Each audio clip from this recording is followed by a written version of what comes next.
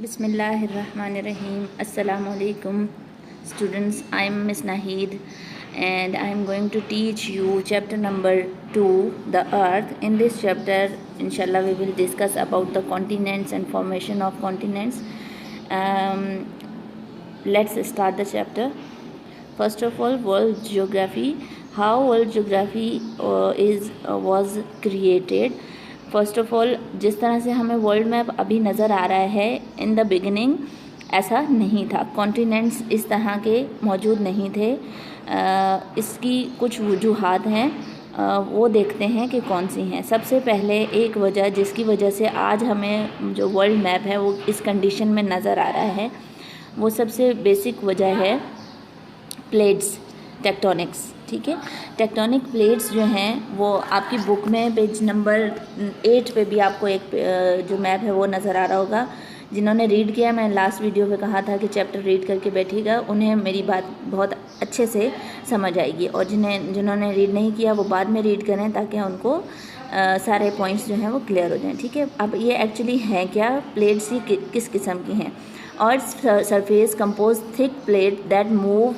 Intense geologic activity is concentrated as at plate boundaries.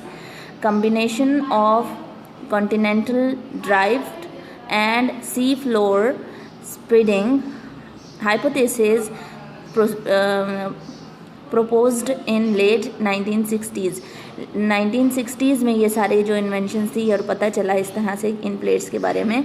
और ये दुनिया में तकरीबन 7 प्लेट्स जो हैं वो मौजूद हैं. आपकी बुक में ABCDEF करके इन प्लेट्स को आइडेंटिफाई किया हुआ है in the different part of the world में. ठीक है, ये प्लेट्स जो हैं ये with the passage of time ये मूव करती हैं, जिसकी वजह से वो अर्थ में स्पेस आना शुरू हो जाता है, गैप आना शुरू हो जाता है. उसको आगे देखें, आगे आपको मज़ीद समझ आ जाएगी किस तरह से ये मूव करती हैं. आप पहले ये देखें, अर्ली केस फॉर कॉन्टिनेंटल ड्राइफ्ट. आप फर्स्ट वाला मैप देख सकते हैं, उसमें आपको गैप कम नज़र आ रहा है क्योंकि इसकी मूवमेंट जो प्लेट्स की थी वो कम थी. फिर सेकंड वाले में आप देखें तो आपको गैप नज़र आना शुरू हो जाएगा. थर्ड वाले में आपको कॉन्टिनेंट्स जो हैं वो वाज़े विजिबल नज़र आ रहे हैं. और आज का जो मैप है लास्ट वाला वो आपको इस कंडीशन में नज़र आएगा. तो ये गैप इसमें बढ़ता चला गया with the passage of time. ठीक है, ये प्लेट्स अब मूव किस तरह से करती हैं देखें. Continents grow during the subduction process. ठीक है, सबडक्शन प्रोसेस है. अब सबडक्शन प्रोसेस मुख्तलिफ तरह से होता है, उसको डिस्कस करेंगे कि सबडक्शन प्रोसेस होता कैसे है. एक तो सी फ्लोर स्प्रेडिंग होता है. ठीक है, समंदर के नीचे का जो सरफेस है वो बढ़ता है. आपको 3 एरा बताए हुए हैं. 2 मिलियन ईयर्स अगो जो है इसका जो डिस्टेंस था वो आपको नज़र आ रहा है मिड ओशन राइड्स के नाम से. ठीक है, इसके अलावा 1.5 मिलियन ईयर्स अगो इसका डिस्टेंस मज़ीद बढ़ा और आज का डिस्टेंस आपको मज़ीद बढ़ता हुआ नज़र आ रहा है. With the passage of time इसका जो डिस्टेंस है वो बढ़ रहा है. ठीक है, अच्छा, volcanics originates from the subduction plates. इसके अलावा आपको पता है कि कुछ मटीरियल्स गैसेस और लिक्विड फॉर्म में ज़मीन के नीचे मौजूद हैं. उसकी वजह से भी ये प्लेट्स जो हैं वो मूव होती हैं. जब इनको हीट अप मिलती है और ग्लोबल वार्मिंग होती है तो इसकी वजह से भी इनमें जो हीट है वो ज़्यादा होना शुरू हो जाती है और इन प्लेट्स की मूवमेंट होना शुरू हो जाती है, जैसा कि आपको इस पिक्चर में भी नज़र आ रहा है. What causes plate motions. ठीक है, प्लेट मोशंस के क्या कॉजेज़ हो सकते हैं. Mantle convections may be the cause और an effect of circulation set up by slab pull और राइट पुश. 2 तरह से स्लेप पुल जो हमने फर्स्ट पीछे सी में जो गैप आया था वो दिखाया, या जो आपका जो राइट पुश जो है वो भी हो सकता था. ठीक है, and evolution of the mountains belts. ठीक है, एक और वजह ये हो सकती है कि जो ज़मीन में आपके पहाड़ मौजूद हैं वो ऊपर की तरफ अपलिफ्ट होते हैं. ठीक है, ऊपर मूव करते हैं, अपलिफ्ट होते हैं, जिसकी वजह से भी ये जो प्लेट्स हैं ये मूव होती हैं और इनका जो कॉन्टिनेंट्स का या ओशंस का जो डिस्टेंस है वो स्प्रेड होना शुरू हो जाता है. How is the earth organized. अब इतनी आपको समझ आ गई कि ये कॉन्टिनेंट्स फॉर्म कैसे हुए और किस तरह से अब इनमें गैप आया और किस तरह से ये एरियाज़ जो हैं लैंड के और सी के जो हैं वो डिस्ट्रीब्यूट हुए। ठीक है, अब ये ऑर्गेनाइज्ड किस तरह से है और कितने पार्ट्स में है वो देखते हैं। Is there more land or more water on earth? As you know that we have the 30% land on earth and 70% water on earth। ठीक है, the land is organized into 7 continents। ठीक है, जो ज़मीन का एरिया है वो 7 हिस्सों में तकसीम है और उसको हम कॉन्टिनेंट्स कहते हैं। ठीक है, क्या कहते हैं? कॉन्टिनेंट्स कहते हैं। North America, south America, Europe, Africa, Asia, Australia and Antarctica. ठीक है, ये 7 जो पार्ट्स हैं ये कॉन्टिनेंट्स कहलाते हैं और लैंड एरिया होता है। ठीक है, north America, south America, Africa, Europe, Asia, Australia, Antarctica. अब इसकी ऑर्डर देख सकते हैं कि ये बिग से स्मॉल की तरफ कौन सा बिगेस्ट है। Big how big is each continent in size order from largest to smallest. Asia is the biggest continent, then Africa, then South America, North America, South America, Antarctica, Europe and Australia।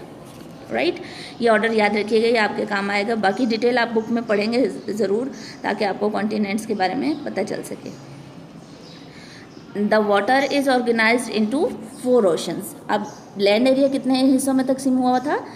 7 parts में। ठीक है, और water area जो है, जो land का 70% area है वो 4 पार्ट्स में डिवाइड हुआ हुआ है। ठीक है, Atlantic ocean, Arctic ocean, Pacific ocean and Indian ocean.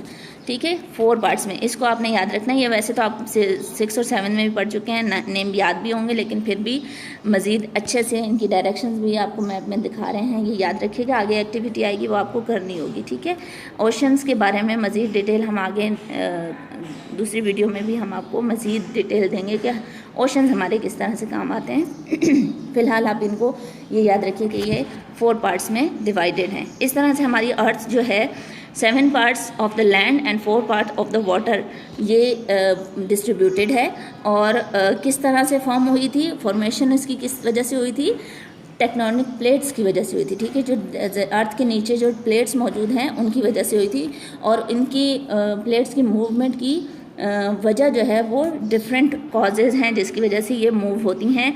Every year जो है ये इनमें मूवमेंट होती है और मुसलसल हो रही हैं। ठीक है, ये इनका जो मूवमेंट का जो प्रोसेस है वो मज़ीद अभी चल रहा है, मज़ीद हो रहा है, रुका नहीं है। हर साल इनमें मूवमेंट रहती है। ठीक है, अब ओशन में सबसे बड़ा ओशन कौन सा है? जैसे आपको पिक्चर में भी दिखा रहे हैं, पैसिफिक ओशन बड़ा है, बिग है। ठीक है, Atlantic ocean, then Indian ocean and then Arctic ocean. ठीक है, प्रैक्टिस है आपके पास, ये मैप आपको दिया हुआ है, आगे एक एक्टिविटी दी हुई है। अच्छी तरह से मैंने आपको जो है ओशंस और कॉन्टिनेंट्स के जो डायरेक्शंस थी वो मैंने आपको मैप के ऊपर दिखाई थी, कौन सा कहाँ है। फिर भी अगर समझ नहीं आता तो वर्ल्ड मैप से हेल्प लेके इस एक्टिविटी को पूरा करना है आपको अपनी नोटबुक में। Right, draw a red line from the North America to Asia, draw a green line from Asia to Antarctic, and draw a red line from the Australia to Africa. Draw a black line from the Europe to South America. Draw a red dotted line around North America, black dotted line around the South America, and also mark the oceans along all these continents। कौन से continent के साथ कौन सा ocean लगता है वो भी आपको बताना है आपको। ठीक है, दोनों चीज़ें आपको एक्सप्लेन करनी है साथ में, ये आपकी एक्टिविटी है। Thank you so much. Home task आपका क्वेश्चन नंबर बुक में आप देखिएगा, क्वेश्चन नंबर 1 और 2 उसको करना है। इसके अलावा जो मैंने आपको कहा बुक में से रीड करना है ओशन और कॉन्टिनेंट के बारे में, एटलीस्ट 5 सेंटेंसेस ओशन के और 5 सेंटेंसेस आपने कॉन्टिनेंट्स के लिखने हैं। टोटल 10 सेंटेंसेस हैं। ये आपका होम टास्क है। बुक में से सर्च करें, नेट में से सर्च करें, उसकी डिटेल आपने लिखनी है। ठीक है, ताकि आपके नॉलेज में इजाफा हो सके। ख़ुद थोड़ा सा सर्च करें, बुक को रीड ज़रूर करके बैठिएगा नेक्स्ट टाइम, नेक्स्ट वीडियो के लिए भी। Thank you so much, best of luck, stay home, stay safe and इंशाल्लाह we will learn about the मज़ीद हम oceans and tides inshallah in the next video we will discuss the importance of the ocean and tides. Stay home and stay safe. Allah Hafiz. Best of luck.